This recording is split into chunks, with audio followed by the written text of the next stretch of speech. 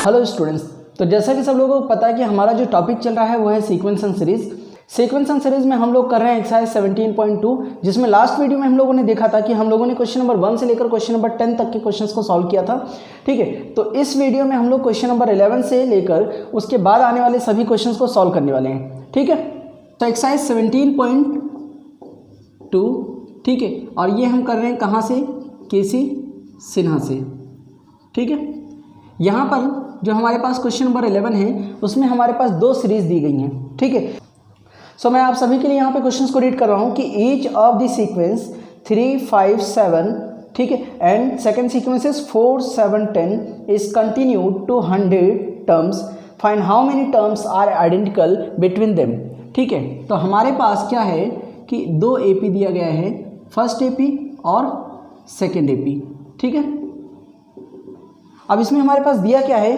पहली एपी हमारे पास है 3, 5, 7 और इस तरीके से करते हुए ये 100 टर्म तक गया है। ठीक है, और सेकेंड एपी हमारे पास है, और सेकेंड एपी जो हमारे पास है वो है 4, 7, 10। ठीक है, और ये भी कंटिन्यू टिल 100 टर्म्स। ठीक है, अब इन्होंने पूछा है कि इसमें कितनी टर्म्स आइडेंटिकल होंगी। हमारे पास क्वेश्चन क्या है? How many terms are identical, ये हमारा क्वेश्चन है। ठीक है, तो सबसे पहले देखते हैं AP1 को अगर हम थोड़ा सा और इंक्रीज करके लिखें तो हमारे पास जो सीरीज होनी चाहिए वो कुछ इस तरीके से होनी चाहिए, 3, 5, 7, 9, 11, 13 और इस तरीके से कंटिन्यू टिल 100 टर्म।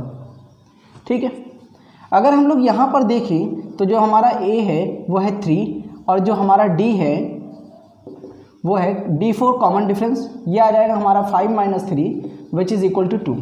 ठीक है, इसी के साथ हम अपना लास्ट टर्म देख लेते हैं जो कि है A 100।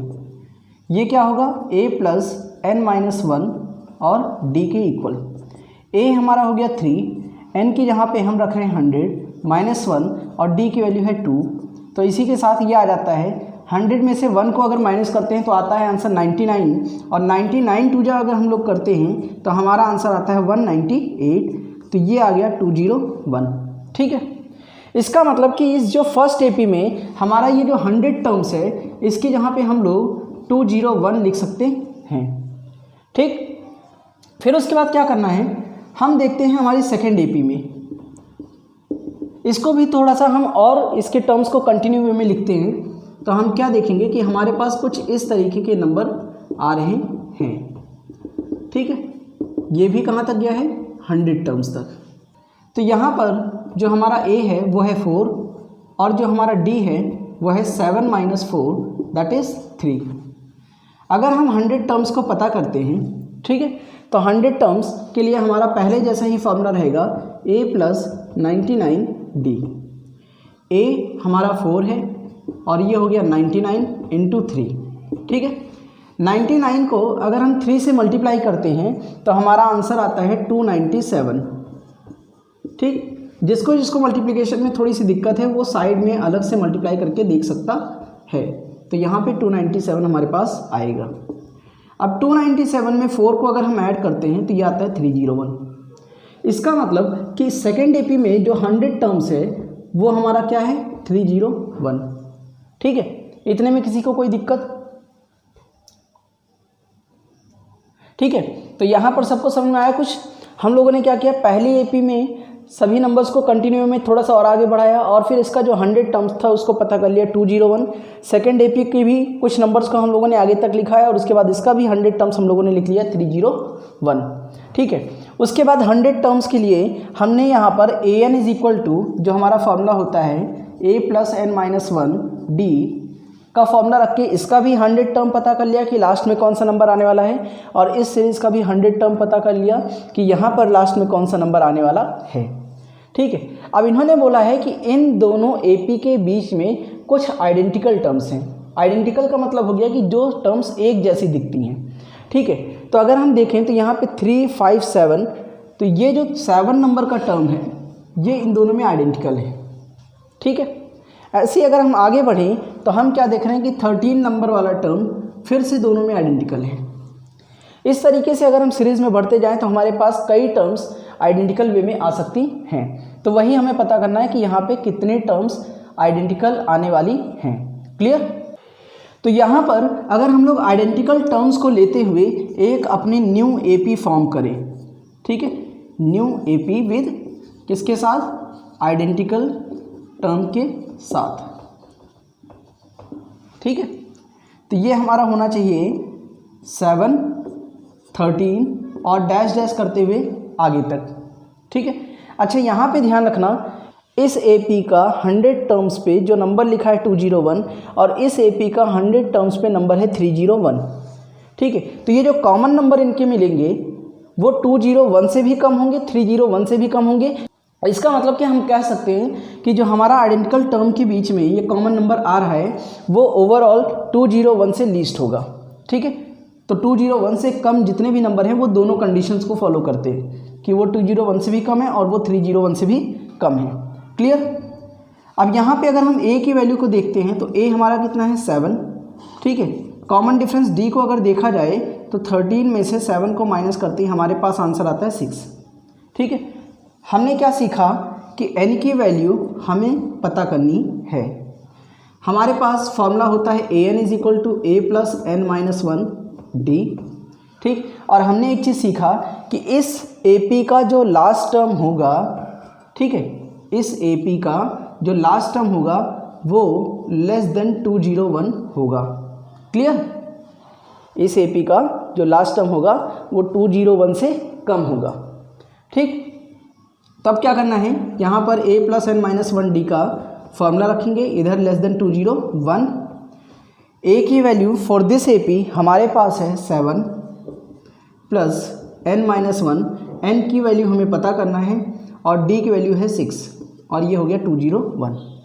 ठीक, इस 7 को हम उधर 201 से ले जाके सब्ट्रैक्ट करेंगे तो हमारे पास आएगा n - 1 इंटू में 6 इज़ लेस देन 201 माइनस का 7, सब्ट्रैक्ट करने के बाद ये आएगा 194 और ये आ गया n - 1 इंटू 6।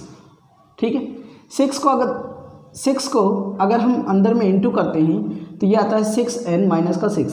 ठीक है, ध्यान रखना 6 हमारा दोनों नंबर से इंटू होता है। 6 को n से करेंगे 6n, 6 को -1 से किया तो माइनस का 6 और ये आ गया हमारे पास 194। अब -6 को हम उधर लेके जाते हैं तो हमारे पास 194 में प्लस का 6 हो जाता है, इसका मतलब ये आ गया लेस देन 200। तो n की वैल्यू 200, 6 यहाँ मल्टीप्लाई में है, इधर जाता है क्या हो जाएगा? डिवाइड, और अगर हम इसको डिवाइड करें तो हमारा आंसर आता है 33.33। इसका मतलब ये है कि n की जो वैल्यू है वो 33.33 से कम है, तो हमारे पास n की जो पॉसिबल वैल्यू हो जाएगी वो हो जाएगी 33। ठीक है, इसका मतलब कि इन दोनों सीरीज़ के बीच में टोटल 33 नंबर्स कॉमन होंगे। जैसे ये फर्स्ट नंबर हो गया, ये सेकंड नंबर हो गया, इसी तरीके से आगे अगर हम बढ़ते जाएं तो हमारे पास टोटल 33 नंबर्स इन दोनों सीरीज़ में कॉमन आने वाले हैं। ठीक है, तो यहाँ पे ये क्वेश्चन सभी को समझ में आ गया होगा। अब हम लोग बढ़ते हैं क्वेश्चन नंबर 12 की तरफ।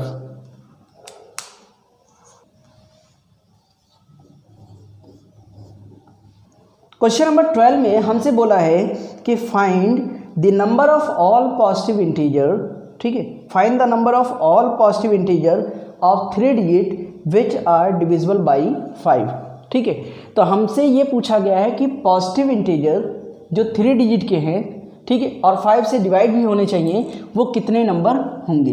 ठीक है, तो हम करते हैं कि लेट द नंबर्स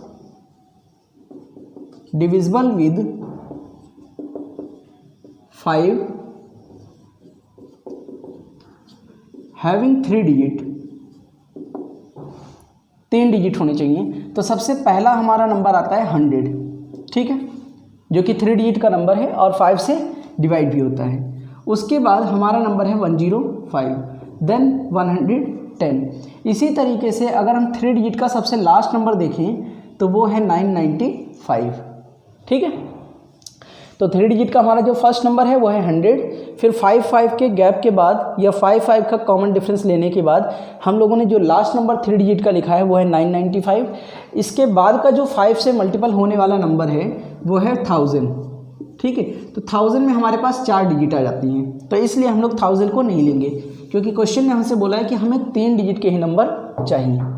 ठीक है, तो इस क्वेश्चन के अगर हिसाब से देखें तो a की वैल्यू तो 100 आ जाती है, क्योंकि ये AP फॉर्म हो रहा है। कॉमन डिफरेंस अगर हम देखें तो कॉमन डिफरेंस हमारा प्लस का 5 है। 105 में से 100 माइनस करेंगे 5 आएगा। ठीक है, how many terms are there, this is question mark, and last number is 995। ठीक है, तो ये हमारा हो गया लास्ट नंबर। ठीक है, अब हम क्या करेंगे, an का फॉर्मूला लिखेंगे a plus n minus 1 d। ठीक है, an हो गया 995 इज इक्वल टू a की वैल्यू हो गई 100 प्लस n की वैल्यू पता करनी है और d की वैल्यू है 5। इस 100 को अगर हम इधर ला के माइनस करें और इस 5 को यहाँ पर हम मल्टीप्लाई कर दें, ठीक है, तो 995 में से 100 को अगर माइनस करते हैं तो 895 आता है, इज इक्वल टू आ जाएगा 5n माइनस का 5। ठीक है, उसके बाद ये जो -5 है इसको अगर हम इस साइड लेके आते हैं तो ये हमारा 895 के साथ आके ऐड हो जाएगा और इस साइड में हमारा आएगा 5n। 895 में अगर हम 5 को ऐड करते हैं तो हमारा आंसर आता है 900 और ये हो गया 5n। सो n की वैल्यू अगर हमें पता करना हो तो 905 को इधर लाके हमें क्या करना पड़ेगा, डिवाइड। ठीक है, और इधर से इसको डिवाइड करेंगे तो हमारे पास आ जाएगा 180। ठीक है, डिवाइड करके साइड में देख सकते हैं, तो n की वैल्यू हमारी कितनी आएगी, 180। इसका मतलब कि 5 से डिविजिबल होने वाले 3 डिजिट के टोटल हमारे पास कितने नंबर प्रेजेंट होंगे, 180 नंबर्स प्रेजेंट होंगे। ठीक है, और इसी के साथ हमारा जो क्वेश्चन नंबर 12 है वो यहाँ पे हो जाता है फिनिश। ठीक है, नेक्स्ट क्वेश्चन में हम लोग क्वेश्चन नंबर 13 को अटेंड करने वाले हैं। क्वेश्चन नंबर 13 में हमारे पास दिया गया है कि अगर हमारे पास कोई एक AP हो रैंडम वे में, ठीक है, तो उस AP के लिए हमें ये प्रूफ करना है। पार्ट 1 में Tm plus T2n plus m is equal to twice of Tm plus n, ये हमारी पहली प्रूविंग है। और सेकेंड प्रूविंग में हमसे बोला गया है कि Tm plus n plus Tm minus nth term is equal to twice of Tmth term. ठीक है, यहाँ पे ध्यान रखना, हम लोगों ने पहले ही डिस्कस किया था कि nth टर्म को हम n से रिप्रेजेंट कर सकते हैं, an से, और Tn से भी रिप्रेजेंट कर सकते हैं। इसका मतलब कि अगर यहाँ पे m लिखा गया है तो हमें बस यहाँ पे n की यहाँ क्या रिप्लेस करके करना है, m। ठीक है, तो अब देखते हैं कि इसकी प्रूविंग होगी कैसे। हमारा जो फर्स्ट पार्ट है प्रूविंग का, ठीक है, उसमें हम लोग देखते हैं हमारे पास यहाँ पे दिया गया है क्या, लेफ्ट साइड में अगर हम लोग देखें तो Tm plus T2n plus m, clear, और हमें इसको twice of this one prove करना है। अब एक चीज़ ध्यान देना कि हमारे पास Tn के लिए मतलब nth टर्म के लिए जो फॉर्मूला होता है वो है n-1 और d। तो अगर हम यहाँ पे n की यहाँ पे m रख दें तो हमारे पास ये हो जाएगा a प्लस m-1 d। तो इस फॉर्मूले की हेल्प से हम इसको क्या करते हैं, Tm को लिख देते हैं a प्लस m-1 और d। ठीक है, ऐसे ही अगर हमें ये पता करना है तो हमें क्या करना पड़ेगा, इस n की जगह पे 2n प्लस m रखना पड़ेगा, 2n प्लस m। तो वही काम इधर भी कर देना है, 2n प्लस m और माइनस का 1 आगे रहेगा। तो उस हिसाब से ये हमारा हो जाएगा a प्लस ब्रैकेट के अंदर में 2n प्लस m माइनस का 1 और d। ठीक है, अब इन दोनों में अगर देखें तो a और a मिला करके हमारे पास हो जाएगा 2a। ठीक, इस वाले ब्रैकेट में और इस वाले ब्रैकेट में एक चीज़ कॉमन आ रहा है विच इज़ d, तो d को हम कॉमन कर लेते हैं, बाकी चीज़ों को हम ब्रैकेट में लिखते हैं। यहाँ पर हमारे पास है m-1, यहाँ पर हमारे पास है 2n प्लस का m और माइनस का 1। ठीक है, ये हो गया 2a प्लस, यहाँ देखेंगे m और m मिला करके हो जाएगा 2m और ये प्लस का 2n माइनस का वन मिला करके माइनस का 2 और यहाँ पे d। अच्छा, इस ब्रैकेट में देखें तो हर एक नंबर हमारा 2 का मल्टीपल है, तो क्या हम लोग 2 को कॉमन कर सकते हैं? तो यहाँ से हम लोग 2 को कॉमन कर लेंगे। अब ये हो जाएगा हमारे पास 2 को कॉमन करने के बाद m प्लस n माइनस का 1 और d। इन सभी में देखेंगे तो अगर हमारा 2 कॉमन कर लिया जाए तो यहाँ से बचेगा a plus m plus n minus का 1 और d। ठीक है, अब ये हमारा अगर देखा जाए तो Tn इज इक्वल टू जो a plus n minus 1d का हमने फॉर्मूला सीखा था, अगर हम n की यहाँ पे एक सेकंड के लिए देखें m प्लस n रखें तो यहाँ पर भी हमारे पास m प्लस n आना चाहिए। इसका मतलब हम लोग क्या देख रहे हैं कि a plus m plus n minus 1 into D को हम लोग Tm प्लस n से रिप्रेजेंट कर सकते हैं। तो ये हमारा हो गया ट्वाइस ऑफ, इसको हम लोग क्या लिख सकते हैं, Tm प्लस n। तो इसी के साथ हमारा जो है RHS आ जाता है यहाँ पे, और ये फर्स्ट प्रूविंग हमारी यहाँ पे प्रूव हो जाती है। ठीक है, अब हम देखते हैं कि हमारा सेकेंड पार्ट क्या आएगा। ठीक है,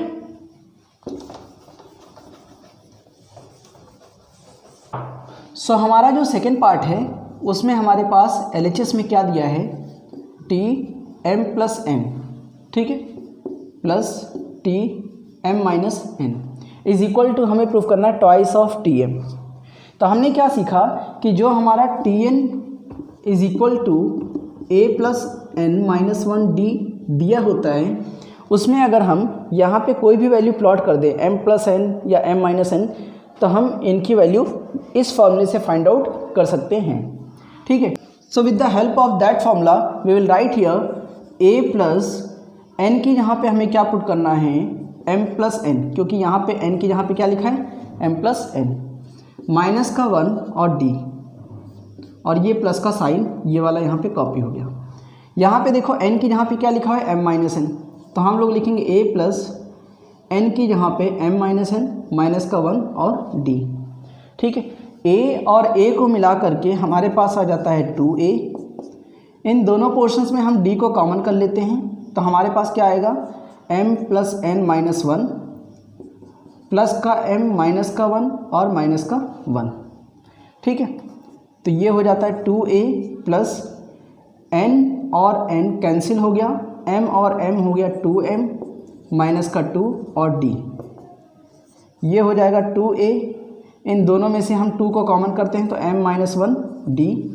आगे चल के हम क्या देखेंगे कि इन दोनों पोर्शन से हमारा 2 कॉमन आ रहा है, तो 2 को कॉमन करते ही अंदर आता है a प्लस m माइनस 1 और d। अब इसको हम लोग ट्वाइस ऑफ Tm लिख सकते हैं, जो हमारा क्या है, RHS। ठीक है, तो इसी के साथ हमारा सेकेंड पार्ट भी हो जाता है यहाँ पे प्रूव। उसके बाद जो हमारा अगला क्वेश्चन है वो है क्वेश्चन नंबर 14। ठीक है, सो क्वेश्चन नंबर 14 में जो हमारे पास यहाँ पे है वो है determine the number of terms. ठीक है, determine the number of terms, इसका मतलब कि हमारे पास n की वैल्यू क्वेश्चन मार्क है। ठीक है, determine the number of terms in the AP 3, 7, 11। ठीक है, तो AP क्या दिया है हमारे पास क्वेश्चन नंबर 14 में, 3, 7, 11 डैश डैश, और लास्ट नंबर हमारे पास इन्होंने दिया है 399। ठीक है, तो फर्स्ट लाइन पढ़ने के बाद हमें ये समझ में आ गया कि हमारे पास n की वैल्यू की यहाँ पे कितनी टर्म्स हैं वो क्वेश्चन मार्क है। दूसरा इन्होंने पूछा है कि 20th टर्म फ्रॉम एंड। ठीक है, एंड से अगर देखा जाए लास्ट की तरफ से 20th टर्म कौन सी होगी, क्लियर।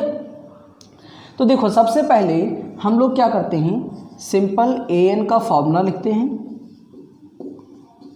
ठीक है, an हमारा कितना हो गया 399 इज इक्वल टू a हमारा क्या है 3 प्लस n की वैल्यू पता करना है, d 7 में से 3 को अगर माइनस करेंगे तो d हमारा आता है 4, तो यहाँ पर रख देते हैं। अब 3 को इधर लाके माइनस करेंगे तो 399 माइनस का 3, 4 को अंदर इंटू करते हैं तो 4n माइनस का 4, 399 में से 3 को माइनस करेंगे 396 आ जाता है, ये आ गया 4 n - 4। माइनस का 4 इधर आएगा तो हमें पता है ये प्लस हो जाएगा, ठीक है। तो अभी ये आ गया हमारे पास 400 that is equal to 4n। तो हमारे पास n की जो वैल्यू आती है वो है 400/4 विच इज़ 100। तो हमारे पास n की टोटल वैल्यू जो आ गई वो आ गई 100। इसका मतलब कि इस AP में टोटल 100 टर्म्स हैं, ठीक है। अब बात ये आती है कि 20th टर्म फ्रॉम एंड कैसे पता किया जाए, ठीक है। तो 20th टर्म फ्रॉम एंड पता करने के लिए हमें nth टर्म फ्रॉम एंड का फॉर्मूला याद होना चाहिए, जो कि हमने फॉर्मूले वाली वीडियो में सीखा है, ठीक है। तो nth टर्म फ्रॉम एंड पता करने के लिए हमारे पास फॉर्मूला है L n-1d। यहाँ पे L हमारा लास्ट टर्म को रिप्रेजेंट करता है, ठीक है। अब क्योंकि हमें यहाँ पे 20th टर्म को देखना है, इसका मतलब n की यहाँ पे हमें 20 पुट करना है। तो ये हो गया 399 which is the last term, n की यहाँ पर 20 - 1 और d हमारा कितना था 4, ठीक है। तो 399 माइनस, अब देखो 20 में से 1 माइनस करेंगे 19 और 19 4 जो होता है 76, क्लियर। तो ये हो गया 9 - 6 3 और ये हो गया 39 - 7 विच इज़ 32। तो इस तरीके से 20th term from the end, मतलब लास्ट से अगर देखा जाए तो 20th टर्म हमारा 323 आता है, ठीक है। अब मान लेते हैं कि किसी को ये फॉर्मूला याद ही नहीं है, ठीक है, किसी को ये फॉर्मूला याद ही नहीं है, वो भूल गया है। तो उसके लिए क्या करना है, हम लोग एक दूसरा तरीका कर सकते हैं, ठीक। वो क्या है कि अगर हम सीरीज़ को पीछे की तरफ से लिख लें, जैसे 399 डैश डैश करते हुए 11 7 और 3। अब अगर हम स्टार्टिंग से 20th टर्म पता कर ले तो बात तो वही हुई, इधर से 20th टर्म या इधर से 28th टर्म, दोनों आपस में क्या होंगी इक्वल। तो यहाँ पर a का वैल्यू क्या हो गया 399। d को अगर देखेंगे तो स्टार्टिंग में 2 टर्म्स नहीं है, तो हम लास्ट की तरफ से d पता कर लेते हैं। 7 - 11, तो d का साइन क्या हो जाता है -4। बेसिकली d का साइन चेंज हो जाता है यहाँ पे। अब स्टार्टिंग से nth टर्म पता करने के लिए हमारे पास जो जनरल फार्मूला है हम उसी का यहाँ पे हेल्प लेते हैं। सो हमें कौन सा टर्म पता करना है 20th टर्म।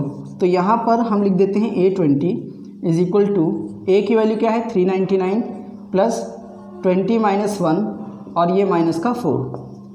तो ये हो गया 399 प्लस 19 इंटू माइनस का 4, जिसको आगे देखेंगे तो 399 और 19 4 जो 76 होता है और प्लस और माइनस का साइन चेंज होकर माइनस में कन्वर्ट हो जाएगा। तो जब सब्ट्रैक्ट करेंगे तो 323 ही आंसर आता है। तो हम लोग चाहे जैसे पता कर लें, ठीक है। सो अगला जो हमारा क्वेश्चन है वो है क्वेश्चन नंबर 15, ठीक है। तो देखते हैं क्वेश्चन नंबर 15 में हमसे क्या पूछा गया है।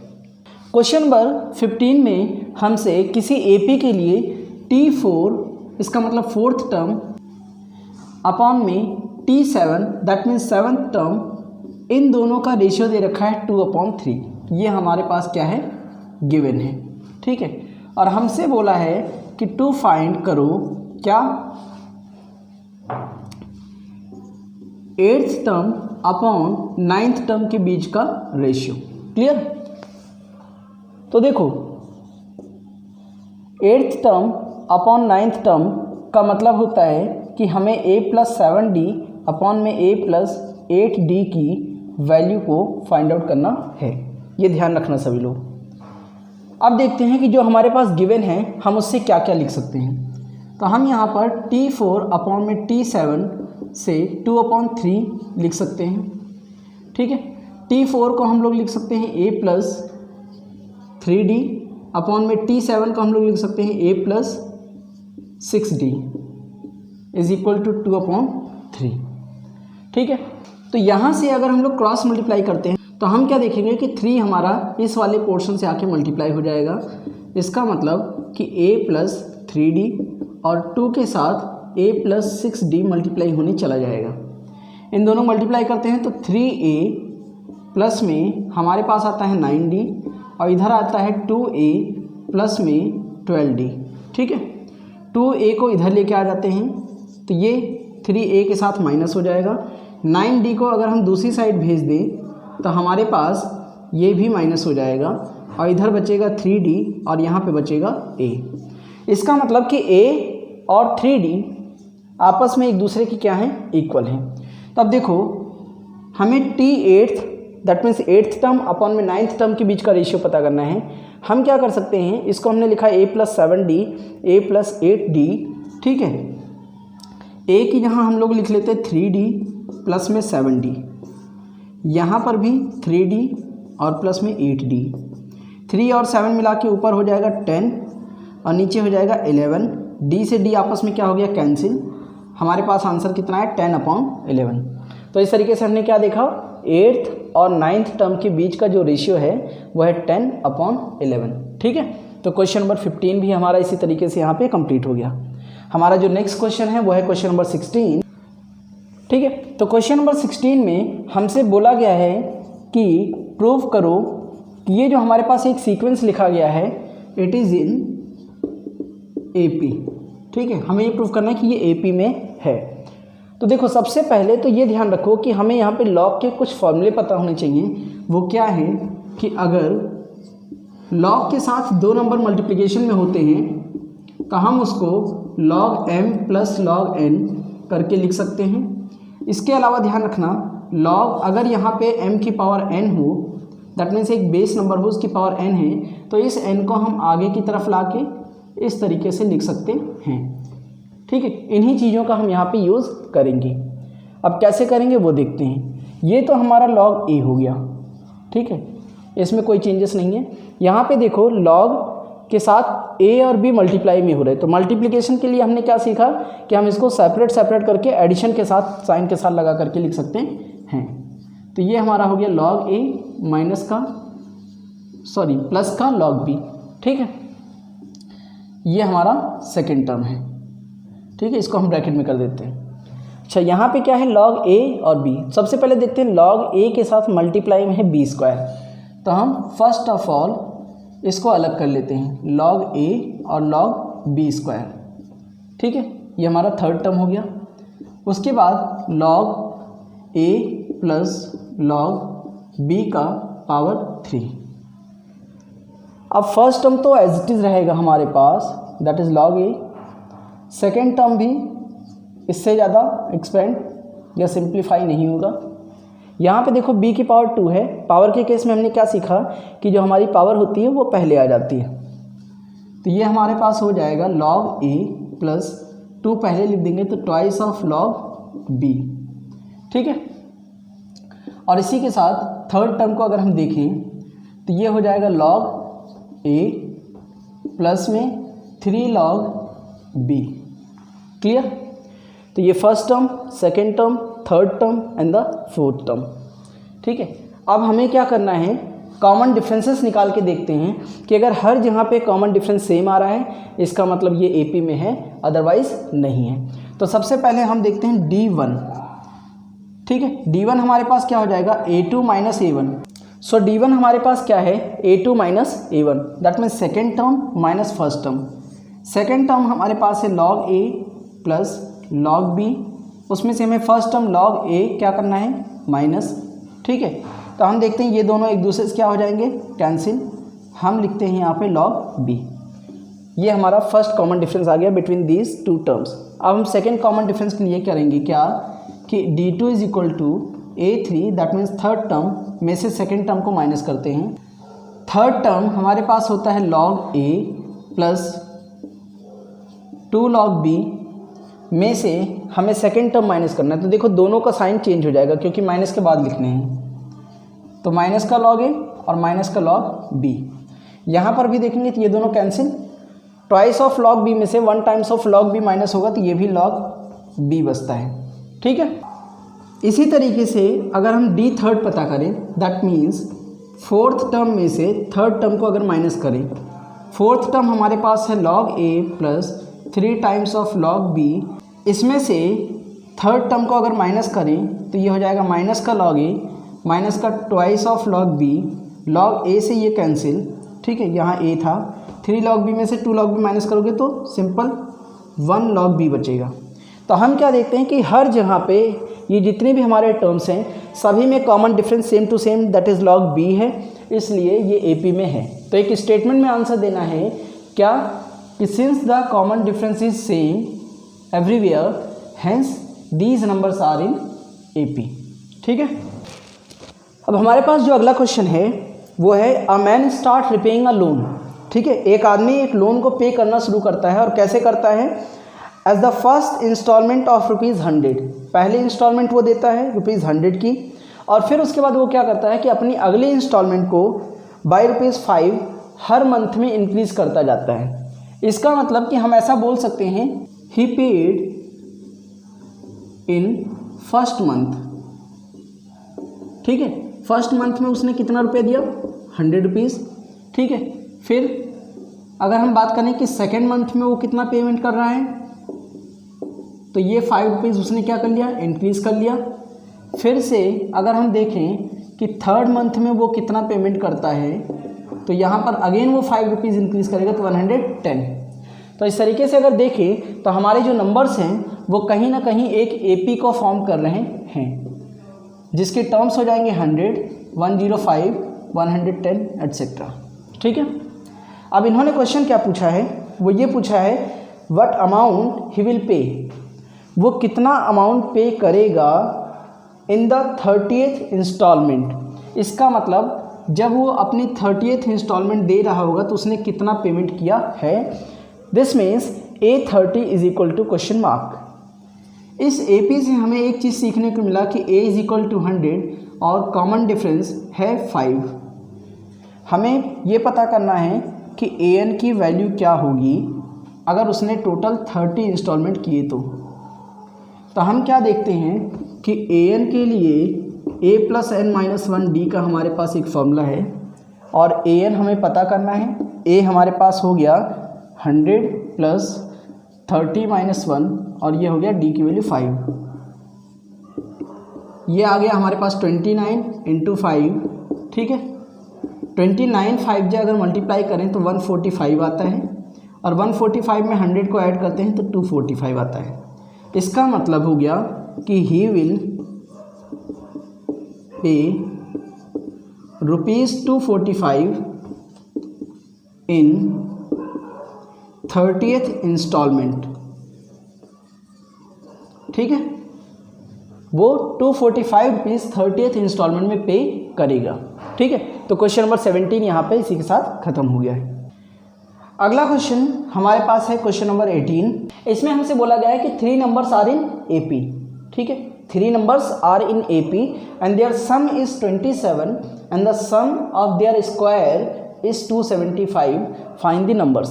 ठीक है, तो हम लोगों ने एक चीज़ सीखा था कि कभी भी हमें AP में प्रेजेंट होने वाले 3 नंबर्स अगर लेट करने हों तो हम सपोज करते हैं कि let the 3 numbers in AP are A - D, A और A + D।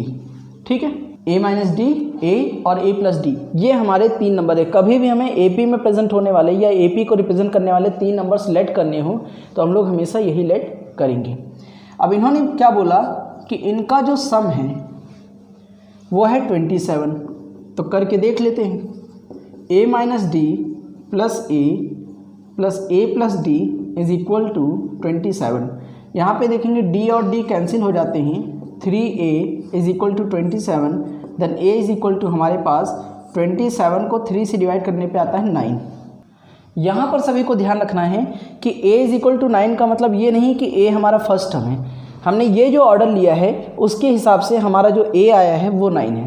दैट मीन्स इस सीक्वेंस का अगर देखा जाए तो ये हमारा सेकेंड टर्म होता है। ठीक है, अब हम क्या करेंगे, अगली कंडीशन पे चलते हैं। अकॉर्डिंग टू कंडीशन 2 इन्होंने हमसे बोला है इन तीनों नंबरों के स्क्वायर का सम हमें दे रखा है 275। ठीक है, 275। तो हम लोग क्या करते हैं, तो स्क्वायर को ओपन कर लेते हैं। तो ये हो जाएगा A² + D² - का 2AD। ये हो गया ए स्क्वायर। अब इसको ओपन करेंगे तो A square plus D square plus का 2AD इज इक्वल टू 275। ध्यान से देखेंगे ट्वाइस ऑफ AD के साइन अपोजिट है एक दूसरे के, तो ये कैंसिल हो जाएगा। ए स्क्वायर हमारा 3 बार आया है तो उसको हम 3 टाइम्स ऑफ ए स्क्वायर लिख देंगे। डी स्क्वायर 2 बार है तो हम लोग इसको ट्वाइस ऑफ डी स्क्वायर लिख देते हैं। ये हो गया 275। ठीक है, अब देखो ए की वैल्यू हमारे पास क्या है 9, तो हम यहाँ पे लिखते हैं 9, और क्योंकि इसका स्क्वायर है तो यहाँ स्क्वायर लगा देते हैं, प्लस में twice of D square is equal to 275। ठीक है, 9 का स्क्वायर क्या होता है 81, प्लस में 2D square is equal to 275। 81 को अगर 3 से मल्टीप्लाई करेंगे तो ये आता है 243, प्लस में 2D स्क्वायर 275। ठीक है, अब हम क्या देखेंगे कि 243 को उधर ले जाके अगर माइनस करते हैं तो यह आ जाता है 2D square is equal to 275 minus 243। 5 minus 3 2, 27 में से 24 माइनस हुआ 32। ठीक है, ये 2 यहाँ पे मल्टीप्लाई में है, इसको इधर भेज देंगे, डिवाइड कर देगा। ठीक, उसके बाद हमारे पास क्या आता है कि D square is equal to 16। ठीक है, तो हमें पता है कि फिर डी की वैल्यू स्क्वायर रूट ऑफ 16 होनी चाहिए, और किसी भी चीज़ का स्क्वायर रूट अगर निकालो तो प्लस और माइनस में आंसर आता है। तो इसका मतलब डी की वैल्यू +4 और -4 में से कुछ भी हो सकती है। अब देखो हमारे पास ए और डी आ चुका है। ठीक है, तो इस पार्ट को हम लोग इरेज करके यहाँ पे फिर अपनी एपी को रिप्रेजेंट कर देते हैं।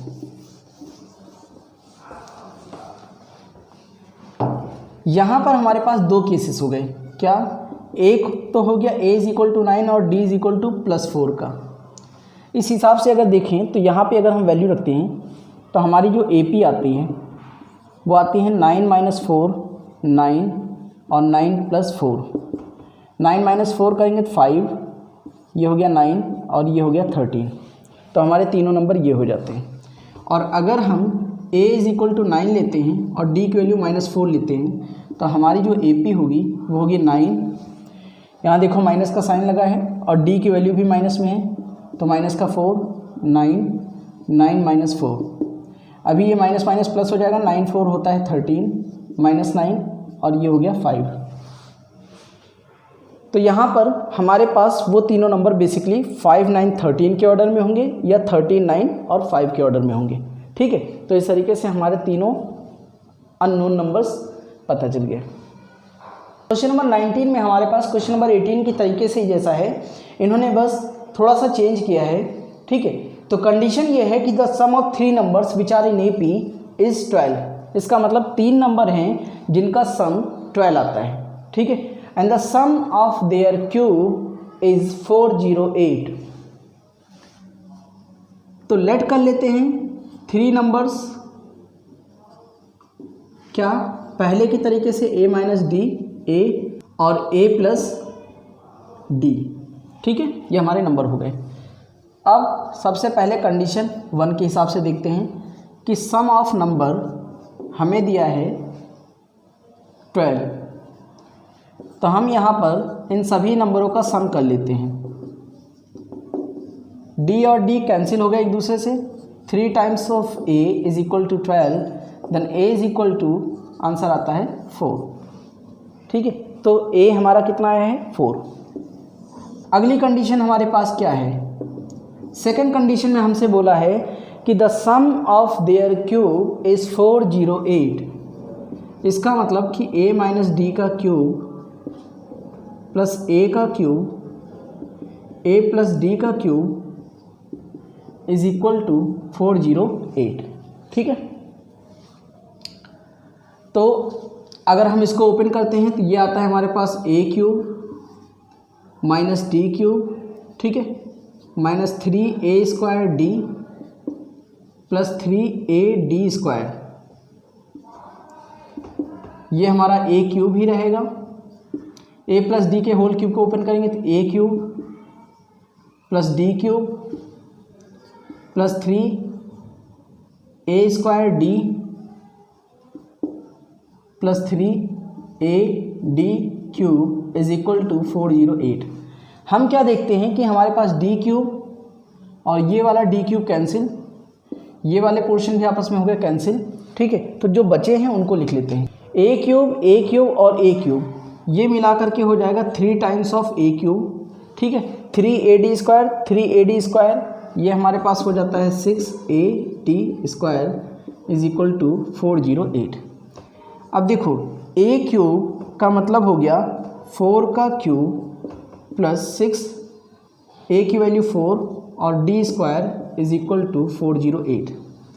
4 का क्यूब होता है 64, 6 4 जा हो गया 24, डी का स्क्वायर ये हो गया 408। ठीक है, 64 3 जा अगर हम इंटू करें तो ये आता है हमारे पास 192 प्लस में 24 डी स्क्वायर 408।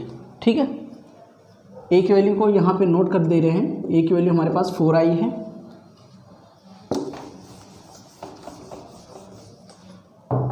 अब देखो होगा क्या, 192 उधर जाके 408 में से माइनस हो जाएगा, तो 24 D square is equal to 408 minus का 192। ठीक है, तो ये आ जाएगा आफ्टर द सब्ट्रैक्शन 216 और ये हो गया 24 डी स्क्वायर। अब D square is equal to हमारे पास होगा 216 अपॉन में 24 और 24 9 जा 216 होता है, तो डी की वैल्यू हमारे पास स्क्वायर रूट ऑफ 9 आ गई। हमने पहले ही सीखा है स्क्वायर रूट निकालते टाइम हमारे पास 2 साइन होते हैं, एक प्लस का और एक माइनस का। तो हमारा जो ए आया है वो है 4 और जो हमारे पास डी है वो है +-3। ठीक है, अब हम क्या करेंगे, इनके अकॉर्डिंग अपने तीनों नंबर्स फाइंड आउट कर लेते हैं।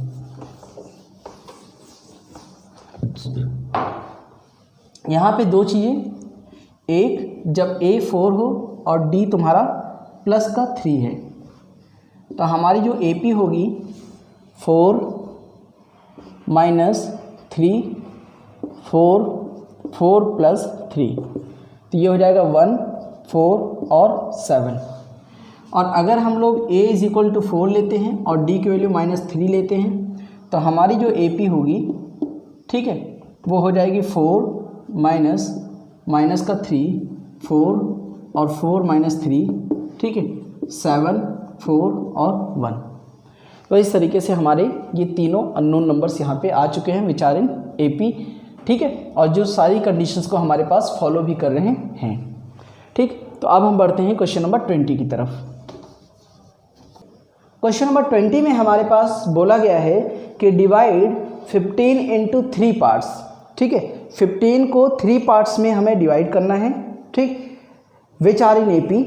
ठीक है, and the sum of their square is 83 और उनके स्क्वायर का सम कितना होना चाहिए, 83। तो हम लोग लेट कर लेते हैं कि वो जो 3 नंबर्स हैं या 3 पार्ट्स हैं वो हैं हमारे पास a - d, a और a + d। अब इन्होंने पहली कंडीशन में हमसे क्या दिया है कि इनका जो सम है वो है 15।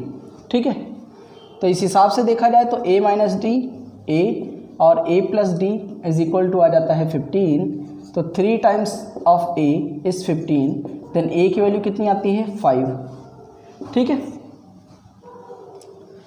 कंडीशन 2 पर अगर हम आए तो इन्होंने बोला है कि sum of their square, sum of square ये दे रखा है 83। ठीक है, तो यहाँ पर हम लोग लिखते हैं a - d का square, a square a + d का स्क्वायर इज इक्वल टू 83। ठीक है, इसको ओपन करेंगे तो a square d square minus का 2ad प्लस का a square d square plus 2ad is equal to 83। ये दोनों टर्म्स हो गई कैंसिल। a स्क्वायर कितनी बार आ गया, 3 टाइम्स, और d स्क्वायर यहाँ पे कितनी बार आया है, 1 और 2, 83। अब a की वैल्यू क्या आई थी, 5। ठीक है, तो यहाँ रख देते हैं 5 का square plus 2d square is equal to 83। 5 का स्क्वायर होता है 25 प्लस में 2d square is equal to 83। ठीक है, a की वैल्यू कितनी आई है, 5, ध्यान रखना।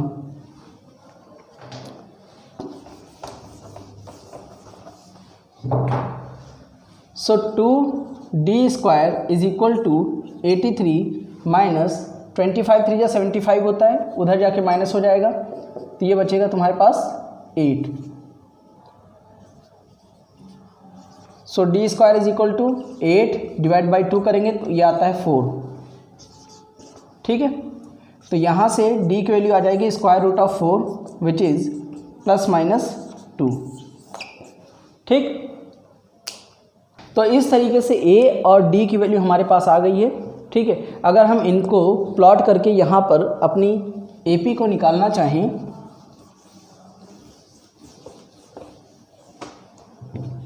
तो वो हमारे पास आते हैं a की वैल्यू 5 और d की वैल्यू अगर +2 रखी जाए तो उस हिसाब से जो हमारी AP होगी वो हो जाएगी 5 - 2 3, a की वैल्यू 5 + 2 7।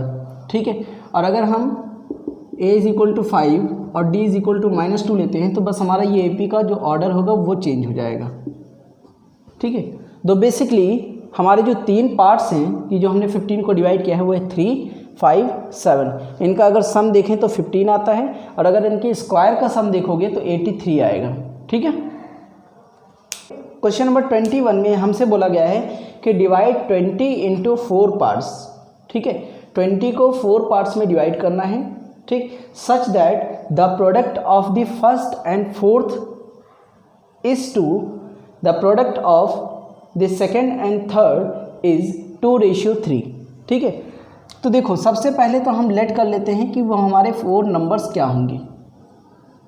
लेट कर लेते हैं 4 नंबर्स इन AP में हम लोगों ने सपोज़ किया था कि हम हमेशा इनको इस तरीके से लेते हैं a - 3d, a - d, a + d और a + 3d।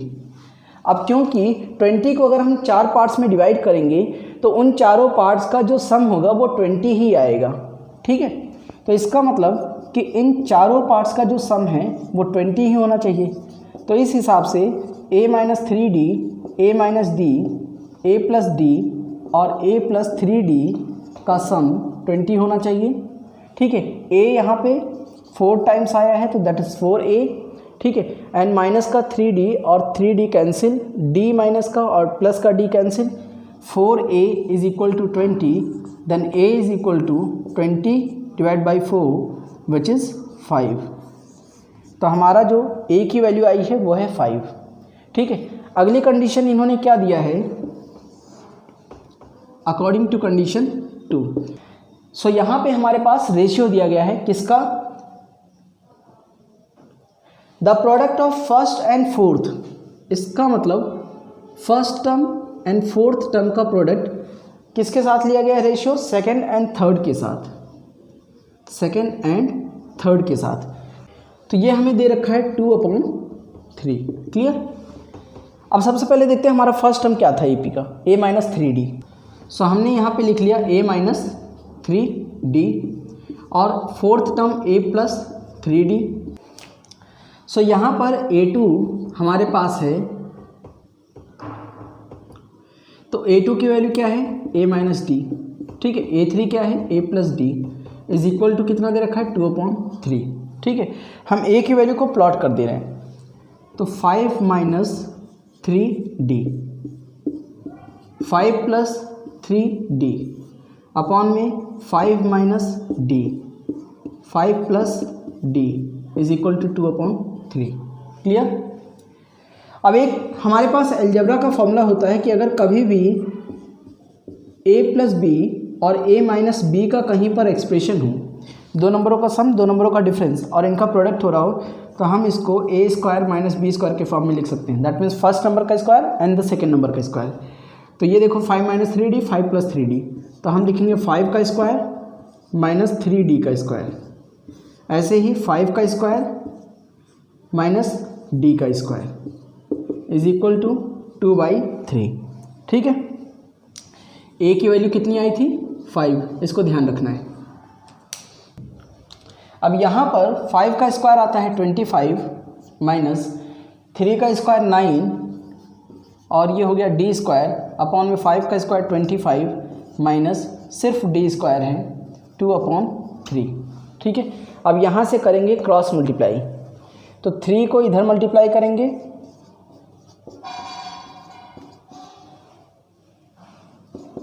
और 2 को इस नंबर से मल्टीप्लाई करेंगे, ठीक है।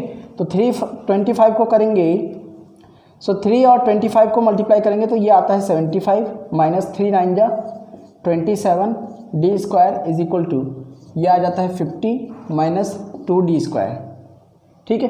50 को इधर लाके क्या करेंगे, सब्ट्रैक्ट, और 27 को उधर लेके जाएंगे तो माइनस का 2 डी स्क्वायर और प्लस का 27 डी स्क्वायर। ये हमारे पास after this subtraction we will get 25 here, 27 D square minus 2 D square is 25 D square, ठीक है। तो अभी क्या होगा, हमारे पास डी स्क्वायर की वैल्यू पता करने के लिए इस 25 को इधर भेजना है, तो ये हो जाएगा 25 डिवाइड बाई 25, आंसर आता है 1। तो डी की value square root of 1 which is plus minus 1, ठीक है।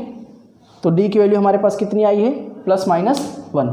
सो हमारे पास ए और डी आ चुके हैं। अब हमें इनकी वैल्यू को यहाँ पे प्लॉट करना है और अपनी रिक्वायर्ड एपी को गेन करना है।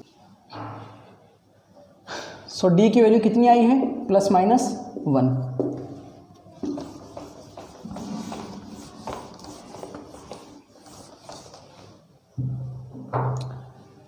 दो कंडीशन, एक बार जब ए 5 हो और डी प्लस का 1 हो, तो इस हिसाब से ये हो जाएगा 5 minus 3 into 1, 5 minus 1, 5 plus 1, 5 plus 3 into 1, 3 1 3, 5 में से माइनस करेंगे 2 आ जाएगा।